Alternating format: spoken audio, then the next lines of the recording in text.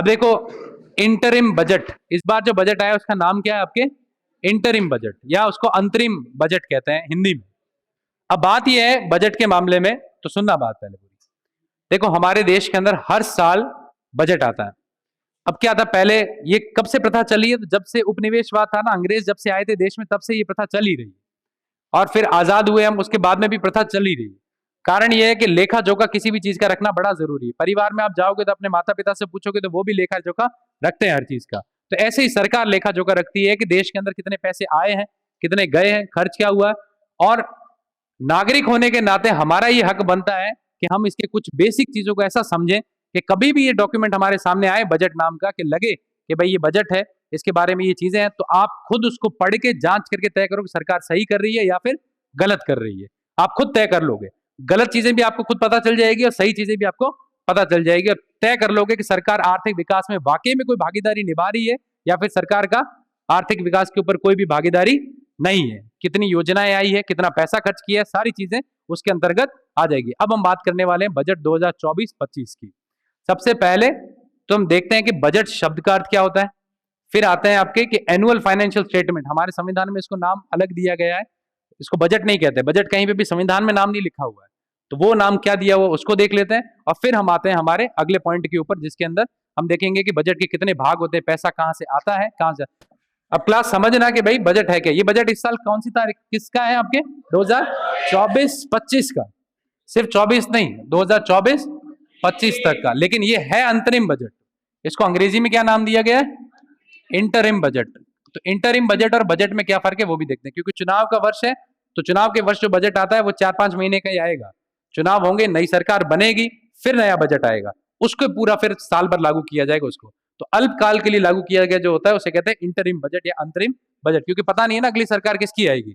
ये 1 साल का बजट बना के चले जाए, नई सरकार है, बोले हमें नहीं करना ऐसे काम, तो इसीलिए तो इसे कहते हैं इंटरिम बजट। अब हम आते हैं इसके ऊपर, टॉपिक के ऊपर, और बात करते हैं सबसे पहले हमारे शब्द की, जिसका नाम है आपके क्या? बजट। अब पृष्ठभूमि को समझते हैं हम पहले। बजट शब्द की उत्पत्ति कहां से हुई? जब भी कोई भी चीज शुरू करते हैं तो हम इस नाम से ही करते हैं कि इसकी उत्पत्ति कहां से हुई। फ्रांस भाषा का एक शब्द होता था, फ्रांसीसी भाषा का। कौन सी भाषा? फ्रांसीसी भाषा का एक शब्द होता था जिसे कहते थे आपके बूजट। क्या कहते थे? बूजट। बूजट का मतलब होता है लेदर में, समझते हो? और लेदर को हिंदी में क्या कहेंगे आपके? चमड़े का थैला। पहले क्या होता था, चमड़े के एक थैले के अंदर सारे डॉक्यूमेंट, दस्तावेज लिख के लेके आते थे, और ये अंग्रेजों के वहां इंग्लैंड में चलता था मामला। वो लेके उसमें आते थे और फिर पूरा ब्यौरा देते थे कि भाई इतना खर्चा आया है, इतना व्यय हुआ है, या फिर इतनी आय हुई हमारी, और ये घाटा है, ये नफा है, सारी चीजें उसमें बताते थे। यही परंपरा अंग्रेजों ने भारत में की, और भारत में भी ऐसे ही थैला लेकर आते थे, और ये थैले वाली परंपरा हमारी चलती ही रही, आगे कंटिन्यू चलती रही बजट के मामले में। और अभी तक बीच में आपके सरकार ने, अभी जो मोदी सरकार है, उन्होंने क्या किया, उस लेदर के बैग को हटा दिया और उसकी जगह एक बढ़िया बही खाता ले लिया, जिसमें एक लाल कलर का कपड़ा पहनाया जाता है, ऊपर एक सिंबल लगा हुआ है हमारे अशोक स्तंभ वाला, और निर्मला सीतारमण की फोटो आपने देखी होगी, शायद इस फोटो में होगा मेरे ख्याल से, है ना, ये रहा। इसे बही खाता बना दिया हमारे, ठीक है। तो अब वो थैला तो था, उसको हटा दिया। अब बजट का मतलब क्या होता है? तो शब्द का अर्थ हो गया कि आपके चमड़े का थैला। ये सिर्फ और सिर्फ शब्द व्यंग्य के रूप में था, लेकिन अब चल गया तो चल गया, चलन में सब सारे बजट ही बोलते हैं इसको। अब बात आती है कि बजट का अर्थ क्या होता है। तो देखिए, परिभाषा ये है किसी भी वर्ष का, ठीक है, एक वर्ष लगभग ले लिया जाता है, एक वर्ष का अंतराल लिया जाता है, किसी भी एक वर्ष के अंतराल में पूर्ण रूप से आए हुए उनकी जो आय है और साथ साथ में उनकी जो व्यय है, इसका जो पूरा ब्यौरा होता है, उस पूरे ब्यौरे को ही हम आपके क्या बोलते हैं? आम भाषा में बजट बोलते हैं। कितनी आय हुई है, कितना व्यय हुआ है, इस पूरे को क्या बोलते हैं? बजट कहा जाता है। और शब्द कहां से आया? फ्रांसीसी भाषा से शब्द आया, बुजेट से, क्योंकि उस थैले को इस्तेमाल करते थे सारे के सारे। इसे कहते हैं हम आपके क्या? बजट। ये हो गई बात पहली बजट की। दूसरा, अब हम बात करते हैं कि भाई भारत में बजट वाला क्या मामला है। तो सुनना, कौटिल्य ने भी कहा है भाई, हमारे चाणक्य ने, कि सबसे महत्वपूर्ण अगर कुछ है तो वित्त। वित्त का मतलब फाइनेंस, पैसा। तो पूरा ध्यान जो सरकार होती हो, चाहे नागरिक हो, सबका ध्यान कोषागार के ऊपर होना चाहिए। अगर कोषागार खाली है तो राज्य बर्बाद हो जाएगा। इसीलिए कोषागार हमेशा भरे हुए होने चाहिए, वित्त संपूर्ण होना चाहिए, ताकि युद्ध हो, चाहे कैसी भी परिस्थिति आए, राज्य कभी भी समाप्त ना हो या फिर उसको बर्बादी की कगार पर ना लेके जाए। तो कौटिल्य भी बजट के बारे में लिखते थे उस समय कि भाई कोषागार हमेशा भरा हुआ रहना चाहिए और उस पर सरकार को या फिर राज्य को हमेशा ध्यान देना चाहिए। अब बात करें भारत की या भारतीय संविधान की, कि भारतीय संविधान में इसके बारे में उल्लेख है, तो है भारतीय संविधान का अनुच्छेद, आपको पता ही है संविधान, मैंने पढ़ा रखा है, कहीं सभी को पढ़ा रखा है लगभग। तो हमारा भारतीय संविधान अलग अलग भाग है इसके, उसका जो भाग 5 है, उस 5 के अंदर एक अनुच्छेद दिया हुआ है, उस अनुच्छेद का नाम है आपके, अंक है अनुच्छेद का 112। इस 112 में लिखा हुआ है, क्या लिखा हुआ है कि राष्ट्रपति जो हमारे देश का, कौन, राष्ट्रपति, वो क्या करेगा, दोनों सदनों के सामने, कौन से सदन, दो, कौन से सदन, दो, लोकसभा और राज्यसभा, लोकसभा और राज्यसभा। अब इन दोनों सदन के सामने राष्ट्रपति क्या करेगा, इसको नाम क्या दिया हुआ देखना, वार्षिक वित्तीय विवरण, क्या नाम दिया हुआ है, वार्षिक वित्तीय विवरण। अगर अंग्रेजी में इस नाम को लिखें तो नाम आ जाता है आपके एनुअल, वित्तीय का मतलब क्या हो गया, फाइनेंशियल, और विवरण का मतलब क्या हो गया, statement. Annual financial statement, AFS, या वार्षिक वित्तीय विवरण, इसको कहा जाता है कि राष्ट्रपति दोनों सदनों के सामने किसको पेश करेगा, वार्षिक वित्तीय विवरण, जिसके अंदर यह दिया होगा कि सरकार ने इस एक वित्त वर्ष में, किसमें, एक वित्त वर्ष में सरकार की कितनी आय हुई है, सरकार का कितना व्यय हुआ है, इसका पूरा लेखा जोखा प्रस्तुत करेगा। हालांकि राष्ट्रपति के बारे में दिया हुआ है, प्रस्तुत कौन करता है, वित्त मंत्री। राष्ट्रपति का यहां दिया हुआ, इसका मतलब क्या है कि वित्त मंत्री प्रस्तुत करने से पहले राष्ट्रपति की अनुमति लेगी। पूरा बजट तैयार हो गया, राष्ट्रपति के पास जाता है, वहां से अनुमति मिलती है, स्वीकृति मिलने के बाद में राष्ट्रपति कहता है वित्त मंत्री को कि अब आप बजट को पेश कर सकते हो।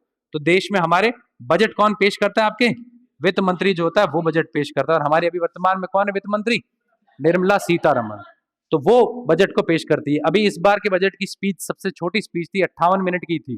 वो खुलता है बजट, उसमें वो पहले तो क्या खाता, वो डॉक्यूमेंट लेके आते थे, अब तो पेपरलेस कर दिया, पूरा एक टैबलेट लेकर आते हैं, उस टैबलेट को वहां रख दिया और उसमें पढ़ते रहते हैं, बोलते रहते हैं कि भाई क्या क्या हम करने वाले, कितनी आय हुई, कितना व्यय हुआ, सारा उसमें आ जाता है।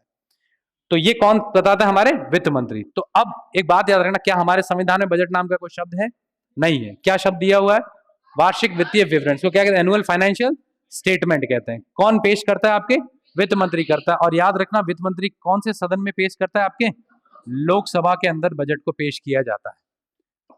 अब यहाँ पे बजट पेश करने की बात तक हमारा मामला पूरा हो गया कि ये होता क्या है। तो आय व्यय का विवरण है और वार्षिक वित्तीय विवरण इसको कहा जाता है, वित्त मंत्री पेश करता है, लोकसभा के अंदर पेश करता है। अब हम बात करते हैं आपके कि आखिर बजट के अंदर कौन कौन से भाग होते हैं और किस तरीके से, कहां से पैसे आते हैं, कहां पैसे जाते हैं और किस तरीके से खर्च किया जाता है। मामला आई बात समझ में। बजट के अंदर जो ब्यौरा दिया, दो चीजें मैं तुम्हें समझा रहा हूं, समझना। एक तो होता है हमारा वित्त वर्ष। अब फरवरी में ही क्यों किया जाता है तो उसको सुनना। हमारा वित्त वर्ष कब शुरू होता है, आपके पता है आपको कब शुरू होता है, 1 अप्रैल से लेके दूसरे साल की कौन सी मार्च, 31 मार्च। जैसे 1 अप्रैल 2023 में अगर शुरू हुआ है तो 31 मार्च 2024 में क्या होगा, समाप्त। और जैसे 1 अप्रैल की तारीख आएगी पूरा लेखा जोखा एकदम नया हो जाएगा। ये क्यों किया गया। अप्रैल के बाद में आपको पता हो तो हमारे यहाँ खेती का सीजन शुरू होता है, पता है, मई जून जुलाई बारिश से शुरू होती है, ताकि सरकार पैसा निकाल के और किसानों को देना उसमें से शुरू कर दे। इसीलिए ये वार्षिक वर्ष या वित्त वर्ष रखा गया। 31 मार्च आते आते सारे लोग अपने टैक्स वैक्स भर भरा के सब नकी कर देते हैं। फिर 1 अप्रैल से नया हिसाब शुरू होता है पूरा का पूरा। नहीं भरते हैं तो फिर पिछले साल वाले टैक्स के ऊपर पेनल्टियां लगती है। तो हमने वार्षिक वर्ष या वित्त वर्ष कौन सा तय कर रखा है, 1 अप्रैल से लेके 31 मार्च। याद रखना ये बहुत इंपॉर्टेंट है कि हमारा वित्त वर्ष कौन सा है, तो ये है हमारा वित्त वर्ष। एक चीज ये। दूसरा, पहले क्या होता था कि रेल बजट अलग आता था, लेकिन अब क्या हुआ है, रेल बजट और ये जो बजट है इसको एक और नाम दिया जाता है, इसे आम बजट भी कहते हैं। क्या कहते हैं, आम बजट, या फिर आजकल सरकार इसको क्या कहती है, बही खाता। ये अब एक साथ आता है। कब हुआ था, 2017 में अरुण जेटली जब हमारे क्या थे, आपके वित्त मंत्री थे, तब उन्होंने इसको एक साथ कर दिया था। 2017 से ये अब एक साथ ही आता है। रेल का बजट पहले अलग आता था, क्योंकि उपनिवेशवाद भारत में रेल का बजट इतना बड़ा होता था कि दूसरे आम बजट से भी बहुत ज्यादा पैसे उसमें आते थे। लेकिन आजादी के बाद आम बजट बहुत ज्यादा बढ़ गया, रेल बजट बहुत छोटा रह गया, तो अब उसको क्या कर दिया है, साथ में ही कर दिया है। तो ये दोनों चीजें एक साथ लिख दो यहाँ पे, वित्त वर्ष कौन सा है, ये कौन सा। फिर आते हैं हम अगले बिंदु के ऊपर, ये भाग कितने होते हैं बजट के, कहाँ से पैसा आता है और क्या होता है। अब हम बात करेंगे कि बजट के भाग कितने होते हैं और कहाँ कहाँ से पैसे आते हैं, कहाँ कहाँ पैसे ज्यादा। ध्यान देना, कहाँ से सरकार पैसे दे रही है, कहाँ से पैसा आ रहा है, पूरी एक एक चीज बहुत आसानी से आराम से क्लियर हो जाएगी, कितना पैसा आया, कितना पैसा गया है हमारा। चले आगे, ठीक है। बजट का उद्देश्य आपको मैंने बता दिया क्या होता है, कि सरकार की जवाबदेही होती है, संसाधनों का आवंटन करना होता है और साथ साथ में आपके आर्थिक विकास के लिए बजट को लाया जाता है। अब देखना बजट के भाग, ये बजट के दो भाग होते हैं। एक भाग होता है, इसे कहते हैं आपके बजट का कैसा भाग, पूंजीगत बजट या कैपिटलिस्ट बजट। दूसरा जो भाग होता है इसे कहते हैं आपके राजस्व बजट या फिर रेवेन्यू बजट। कैसा बजट, इसे कहते हैं रेवेन्यू बजट और इसे कहते हैं आपके कैसा बजट, कैपिटलिस्ट बजट। यानी कि इन दोनों के फर्क यहां आपको पता चल जाएगा। सरकार ने खुद ने कितना पैसा खर्च किया और सरकार के पास में पैसा कितना आया है, कमाई कितनी हुई है, वो आ जाएगा यहाँ पे। सरकार ने कितना पैसा आधारभूत संरचनाओं पे खर्च किया है, ब्रिज बनाने में, रोड बनाने में, ऐसी चीजें जिनसे वापस कमाई हो सके, वो आ जाता है इसमें। इसके दो भाग होते हैं, फिर से ध्यान देना। राजस्व बजट के कितने भाग हैं, दो, एक इधर और एक इधर। अब यहां पे आ जाएगा आपके, इसको कहते हैं आपके राजस्व आय और यहां पर आ जाएगा, इसको कहेंगे राजस्व व्यय। अब देखो इसमें ध्यान देना, सरकार की आय कहां कहां से होती है, पैसा आता कहां से है सरकार के पास में। सबसे ज्यादा सरकार के पास पैसा अगर किसी स्रोत से आता है तो वो आता है टैक्स से। कहां से, टैक्स।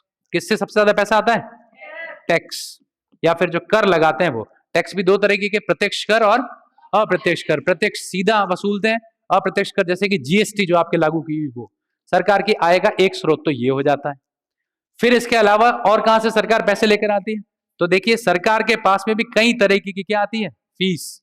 कोई रजिस्ट्रेशन करवाने जाते हो, फॉर्म भरने जाते हो, ये सब पैसा जो सरकार के पास आता है, ये भी क्या है, आय का हिस्सा है उनके, वहां से भी सरकार को पैसे आते हैं। फिर टोल टैक्स देने जाते हो कई बार, टोल टैक्स का भी पैसा सरकार के पास इसी के जरिए आता है, यहीं से आता है, टोल की कमाई भी यही है। इस तरीके से यहां से भी पैसा आता है। और सरकार के आय के क्या क्या स्रोत है, ये मुख्य मुख्य स्रोत है जो मैं बता रहा हूं आपको। तो टैक्स का पैसा आ गया, फीस का कोई पैसा आ गया, टोल टैक्स का कोई पैसा हो गया, वो सरकार के पास में आ गया।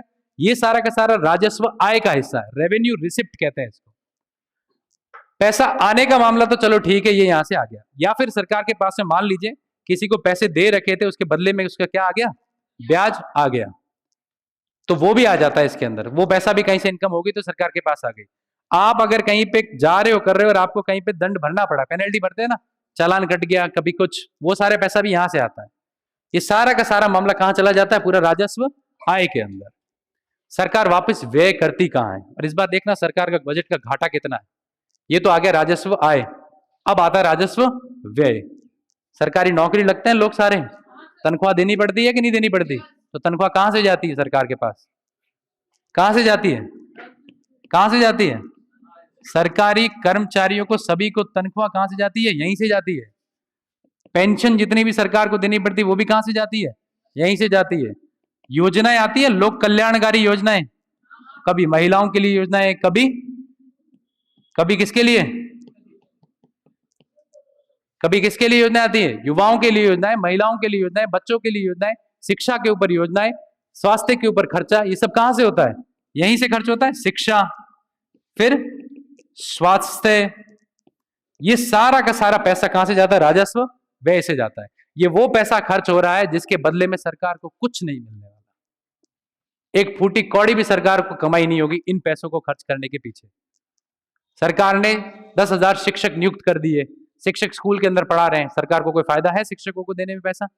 सरकार ने कलेक्टर नियुक्त कर दिए, कलेक्टर सेवा दे रहा है अपनी, सरकार को बेनिफिट क्या है, कमा के क्या दे रहा है, वो कुछ कमा के दे रहा है सरकार को, वो कुछ नहीं कमा के दे रहा। तो ये वो व्यय है जिससे सरकार को कुछ भी नहीं मिलने वाला है, और सबसे ज्यादा पैसा यही खर्च होता है। सब्सिडी सुना आप लोगों ने कभी, ये जो सब्सिडी दी जाती है ये भी इसी से दी जाती है। इतनी छूट है, इसमें किराए में इतनी छूट दे दी, यूरिया में इतनी छूट दे दी, कृषि में इतनी छूट दे दी, इस योजना के तहत हमने किसानों को इतने पैसे दे दिए। ये सारा पैसा कहां से आ रहा है, राजस्व व्यय से आ रहा है, रेवेन्यू एक्सपेंडिचर। और ये इतना ज्यादा व्यय होता है कि अभी तक आजादी से लेके आज तक हमारा बजट घाटे में ही रहा है, हम कभी प्लस में आए ही नहीं आज तक। तो यहां पे क्या हम देखते हैं, भयंकर घाटा। इस घाटे को पूरा कहां किया जाता है, क्योंकि लास्ट में बजट जीरो करना पड़ता है। मान लो कि यहां पैसा आया 100 रुपए, यहां खर्च हो गए 250 रुपए, 150 रुपए ऊपर के कहां से लाओगे? तो आएंगे हम दूसरे के ऊपर। दूसरे का नाम आपकी क्या है? पूंजीगत बजट या फिर कैपिटल बजट। इसके भी दो भाग, एक होता है आपके पूंजीगत आय और दूसरा होता है आपके क्या? पूंजीगत व्यय। पूंजीगत व्यय। अब ध्यान देना, पूंजीगत आय कौन सी आय? ये कोई आय नहीं है, सीधी सरकार की डायरेक्ट कोई कमाई नहीं है, लेकिन सरकार कहीं से ले रही है। कहां से ले रही है? हमारा जो बाजार होता है उस बाजार से सरकार ऋण लेती है। आप लोगों ने देखा होगा सरकारी स्कीम आई हुई है, घर वाले पैसे लगा देते हैं, उसमें लगाते हैं, बॉन्ड खरीद लेते हैं, पोस्ट ऑफिस में पैसे डाल देते हैं। पता है, पोस्ट ऑफिस में पैसे डालते हैं, उसके ब्याज मिलता है। सरकारी बैंक में पैसे डाल दिए, उसका ब्याज मिलता है। एफडी करवा ली, उसका ब्याज मिलता है। तो सरकार आपसे ऋण ले रही है, घरेलू बाजार से ऋण लिया जा रहा है। आप सरकार को पैसे दे रहे हो, सरकार विभिन्न कार्यों में उसका इस्तेमाल कर रही है, इन योजनाओं में भी डालती है। एक तो आपसे यहां से पैसा ले लिया, दूसरा आपसे लिया ही लिया, साथ साथ में कहां से आ रहा है? कहां से? विदेशों से भी पैसा ले रही है सरकार। वर्ल्ड बैंक से पैसे ले लिए, किसी दूसरी सरकार से पैसे उधार ले लिए, या फिर कोई और बैंक है बाहर का, जैसे एशियन डेवलपमेंट बैंक है, ब्रिक्स का बैंक है, वो कोई पैसा दे रहा है तो वहां से उधार पैसा ले लिया और फिर अपने देश के अंदर लगा दिया, कहीं पे किसी कार्य योजना के अंदर। एक और तरीका है यहां से पैसे कमाने का, सरकार के पास में अगर कोई संपत्ति है तो उस संपत्ति को सरकार क्या कर दे? बेच सकती है। अभी चल रहा था ना, सरकार जो एयर इंडिया को बेच दिया, अभी चल रहा था ना LIC को बेच दिया, पढ़ा नहीं न्यूज के अंदर? तो बार बार आ रहा है कि एयर इंडिया को बेच दिया, LIC को सरकार बेच रही है, प्राइवेटाइजेशन सरकार ज्यादा से ज्यादा कर रही है, निजीकरण कर रही है। इसका मतलब क्या है? यहां से आने वाला पैसा कौन सी आय में जाएगा? इनके पूंजीगत आय के अंदर जाएगा ये पैसा पूरा। ये कंप्लीट पैसा कहां जाएगा? यहां पर जाएगा। और दूसरा हो गया आपके कौन सा? ये लास्ट वाला, पूंजीगत व्यय। ये वो व्यय है जिस पे सरकार जब पैसा खर्च करती है तो वापस सरकार को आमदनी होती है, कुछ ना कुछ पैसा सरकार को आता है। इस व्यय के तहत सरकार देश की आधारभूत संरचना का निर्माण करती है। कैसी संरचना? आधारभूत संरचना। जैसे कि आपके रोड बना दी, तुमसे टोल वसूल लिया, पैसा वापस कहां आएगा? यहां पे आएगा। कहीं पे कोई ब्रिज बना दिया, उस ब्रिज से कोई पैसा वसूल कर लिया, वो पैसा कहां आएगा? यहां आएगा वापस। फिर हथियारों के ऊपर खर्च कर दिया पैसा, सेना को दे दिया। रक्षा बजट भी इस बार हमारा, आपको पता हो तो 5.94 लाख करोड़ बजट था हमारा, इस बार बढ़ा दिया, 6.21 लाख करोड़ कर दिया है। क्योंकि हमारे रक्षा बजट में भी कई सारी समस्याएं, बजट का एक ज्यादातर हिस्सा पुरानी पेंशन में चला जाता है, तो नवीनीकरण हम नहीं कर पा रहे रक्षा के अंदर। हथियार, युद्धपोत वगैरह, इस बार हमें कई सारी चीजें खरीदनी है, तो बजट को थोड़ा सा क्या कर दिया? बढ़ा दिया। रक्षा बजट इसी का ही भाग है, इसी में पैसे दिए। रक्षा, कृषि, स्वास्थ्य, सब जगह पैसा यहीं से जाता है।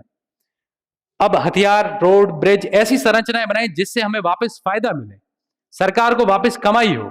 सरकार ने कोई कंपनी खोल ली खुद की, वो भी हो सकता है। सरकार ने कोई फैक्ट्री खरीद ली खुद की, या सरकार ने कोई जमीन खरीद ली, उसको किराए पर दे दिया। सरकार भी तो कहीं लगा सकती है ना पैसा, उनको वापस आए तो होगी कहीं से। तो ऐसे करके सरकार यहां से पैसा कमाने के लिए यहां पैसा लगाती है, वहां वापस पैसे का आय होता है, यहाँ कल्याणकारी योजनाओं में खर्च होता है। और ये पैसा कहां से आता है? पूरा ऋण से ही आता है लगभग, या संपत्ति बेच के आता है। अब जब इस बजट का हिसाब आया, कौन से का? 2024-25 का जो ये बजट था, इससे पहले इसमें क्या होता है बजट में? 23-24 में क्या खर्च किया वो बताएंगे, और 24-25 में हम क्या खर्च करने वाले हैं वो भी बताएंगे, कि हमने इतना खर्च किया, इतना हमारा अनुमान था और इतने पैसे हमारे लग गए भैया। तो जब पूरा ब्यौरा लिया गया, अब ये बात तो समझ में आ गई ये क्या होता है मामला, आय व्यय वगैरह सारा मामला कहां से क्या आ रहा है। यहाँ से मतलब क्या है कि कुछ सरकार को मिलने वाला है, यहाँ सरकार को कुछ नहीं मिलने वाला। सबसे ज्यादा सरकार अगर इस क्षेत्र में कुछ भरती है तो वो सरकार खुद क्या भरती है? ब्याज। कहीं से सरकार को ब्याज का पैसा आ रहा है, वापस सरकार खुद भी कहीं पे क्या भर रही है? ब्याज। लोन दे भी रखे हैं, लोन ले भी रखे हैं। सबसे ज्यादा पैसा सरकार ने इस बार कहीं भरा है तो किसमें भरा है? वापस ब्याज में। क्यों? ये लोन इतने ले रखे हैं ये सारी चीजें बनाने के लिए। ये जो आप देख रहे हो ना, एक्सप्रेसवे, हाईवे, ये सब बन रहे हैं, इन सबका पैसा लगता है भाई, फ्री में नहीं होता ये काम। और बाजार के अंदर तो ऋण इतने मिलने नहीं है हमारे यहाँ, तो विदेशों से लेते हैं हम पैसा पूरा, और वापस यहाँ पे भी तो खर्च करना। यहाँ कहीं कम कर दिया तो ये बवाल कर देंगे पूरा। ये खर्च कर नहीं सकते हैं, ये बढ़ नहीं रही है, तो फिर सीधी सी बात है, क्या लेना पड़ेगा? लोन। विकास के लिए पैसा चाहिए, तो सरकार को इस बार पूछा कि टोटल आय कितनी हुई और टोटल व्यय कितना हुआ। तो सरकार ने कहा देखिए ऐसा है, आय एक तो ये आय हो गई, एक ये आय हो गई, इसको भी आय में गिनेंगे एक बार, और व्यय टोटल ये व्यय हो गया और ये व्यय, इन दोनों व्ययों को जोड़ दो, इन दोनों आयों को जोड़ दो। तब सरकार ने कहा देखिए हमारा ये हाल है कि कुल जो हमारा व्यय, हमारा अनुमान है इस साल जब होने वाला है वो होगा लगभग 47 लाख करोड़, और कुल हमारी जो आय है, टोटल क्या, कुल आय जो हमारी है वो हमारी होने वाली है कुल मिलाकर 30 लाख करोड़। कितना घाटा? 17 लाख करोड़ घाटा है हमारी सरकार के ऊपर।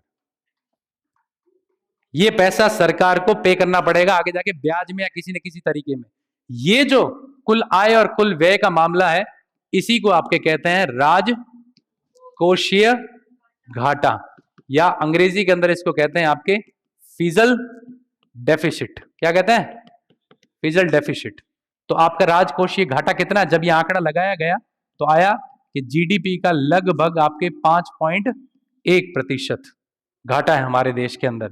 ये सरकार धीरे धीरे बोलेगी। हालांकि इतना घाटा होना ये वैसे कोई इतनी चिंताजनक स्थिति भी नहीं है, लेकिन ये है कि भाई नए काम करने तो ऋण तो लेने पड़ेंगे।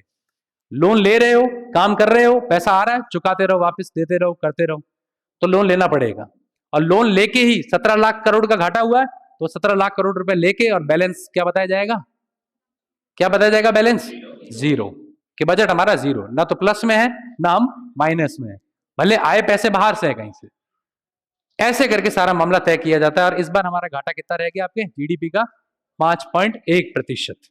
आई बात समझ में? तो ये तो होता है हमारा क्या, आपके बजट। अब आपको कभी भी कोई योजना आए तो एक बात क्लियर हो जानी चाहिए कि कौन से भाग से पैसा खर्च होने वाला है। जितनी योजनाएं हैं आपको पता है कौन से भाग से जाएगा। अब आप बताओ, जितने सरकार कर्मचारी लेगी उनको तनख्वाह उतनी देनी पड़ेगी, बदले में सरकार को क्या मिल रहा है? इसीलिए भर्तियां थोड़ी सी कम निकालते हैं कि जितनी कम भर्ती ये पैसे उनको कम, या फिर ज्वाइनिंग लेट दे देते हैं। कहीं पर भर्ती तो निकाल दी, 2-2 साल ज्वाइनिंग लटका के रखते हैं, पड़ी है कोर्ट में, कोर्ट 2 साल बाद फैसला देते तब ज्वाइनिंग देते। ये 2 साल के पैसे तो बचे। ये 2 साल तक उन 1000, 2000, 5000 शिक्षकों को या फिर आरएएस जितने भी थे उनको पैसे देने वाली थी सरकार की। ये 2 साल तो नहीं देने पड़ेंगे, बाद में दे देंगे क्या? ये राजस्व सबसे ज्यादा ये पैसा यहां से भी निकलता है, यहां से भी। इसीलिए सरकार कहती है तुम जितने हो सके बिजनेस करो, ताकि तुम्हारे बिजनेस से सरकार को क्या मिले भैया? टैक्स। टैक्स से उनकी आय बढ़े, टैक्स से आय बढ़ेगी तो ये क्या लेने पड़ेंगे? कम। और ये कम लेने पड़ेंगे तो वापस पैसा कहां खर्च होगा? तुम्हारी सुविधाओं के ऊपर। लेकिन हम सारे के सारे कहां लगे हुए हैं? यहां पे पूरी फोर्स यहां लगी हुई है, तो सरकार टैक्स लाए कहां से? और दूसरी कोई इनकम का स्रोत भी नहीं है हमारे पास, ना तो कोई तेल के कुएं हैं हमारे पास में जो हम उसको बेच के पैसा लेकर आए, नहीं हमारा कोई टूरिज्म का ऐसा मामला है जिससे हम कोई अरबों रुपए कमा रहे हो जो बस पूरे देश चल जाएगा उससे।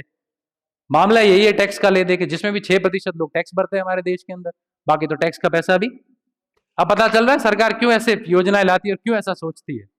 तो ये ध्यान रखना, ये बातें थी। और अब मैं ये लिखो, लिखते लिखते मैं तुम्हें कुछ योजनाओं के बारे में बता देता हूं अंतरिम बजट की क्या क्या आई थी।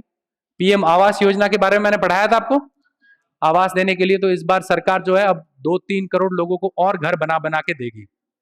आवाज नहीं, ये लिख लो पहले। और फिर सरकार क्या करेगी, अगर कोई घर परिवार का आदमी है जो अपने घर के ऊपर सोलर एनर्जी के बारे में सुना है, उसकी प्लेट लगाता है तो कम से कम उसको जो 300 यूनिट बिजली फ्री देगी सरकार, उसके लिए कोई पैसा नहीं लगेगा। फिर सरकार ने इसके अलावा आपके एक सर्वाइकल कैंसर होता है आजकल महिलाओं के अंदर, पता है आप लोगों को? सर्वाइकल कैंसर बहुत ज्यादा महिलाओं के अंदर विकसित हो रहा है आज के समय में। तो उसको लेके जो बालिकाएं हैं 9 से 15 वर्ष के बीच की, उनके अंदर टीकाकरण कर सरकार टीकाकरण करवाएगी उनका। और उस टीकाकरण का पैसा भी कहां से जाएगा भैया? राजस्व। कहां से जाएगा? व्यय से पैसा जाएगा। जो पीएम आवास योजना है उसका पैसा भी कहां से जाएगा? व्यय से जाएगा। कृषि में एक नैनो यूरिया करके लेकर आए, नई प्रकार की खाद लेकर आए जो किसानों को उपलब्ध कराएगी, जिसकी उत्पादकता बहुत ज्यादा है, उसका पैसा भी कहां से जाएगा? राजस्व व्यय से जाएगा। सरकार जगह जगह पे इलेक्ट्रॉनिक जो व्हीकल आते हैं उनके चार्जिंग स्टेशन बना रही है, और इलेक्ट्रॉनिक व्हीकल के चार्जिंग स्टेशन का पैसा कहां से जाएगा? कहां से जाएगा? क्योंकि वापस सरकार को उससे क्या होगी, कमाई होगी, तो पूंजीगत यहां से पैसा जाएगा। वो सरकार ये भी करने वाली है इस बजट के अंदर। सरकार ने महिलाओं को लखपति दीदी बनाने की भी योजना बनाई हुई है। लखपति दीदी का मतलब है कि महिला को प्रशिक्षण देके ग्रामीण महिलाओं को सक्षम करना, ताकि उस साल के कम से कम लाख रुपए से ऊपर कमा सके, सिलाई करके, या फिर कोई आपके कपड़े बुनने का कार्य होता है वो करके, या आपके ड्रोन जो चलाते हैं ना, कंप्यूटर के ड्रोन वगैरह चला के, इस तरीके के उनको काम सिखा के और उनको कहा कि तुम तुम्हारी आय को बढ़ावा दो। लखपति दीदी बनाने की भी योजना है। वो सारी चीजें इसके अंदर दी हुई है। और बजट में 4 कास्ट के बारे में मेंशन किया हुआ है। हमारी सरकार ने कहा है 4 कास्ट, एक महिला है, एक युवा है, और एक आपके, लिख लो इसको, गरीब, उसके बारे में बात की हुई है, और चौथी बात की हुई है किसान के बारे में। फिर हमारी निर्मला सीतारमण जी ने यह भी कहा है कि भैया, शास्त्री जी कहते थे जय जवान जय किसान। फिर अटल बिहारी वाजपेयी आए, उन्होंने कहा जय जवान जय किसान जय विज्ञान। अब मोदी जी आए हैं, वो कह रहे हैं कि जय जवान जय किसान जय विज्ञान और जय अनुसंधान। अनुसंधान मतलब रिसर्च, रिसर्च को बढ़ावा दो जितना हो सके अपने देश के।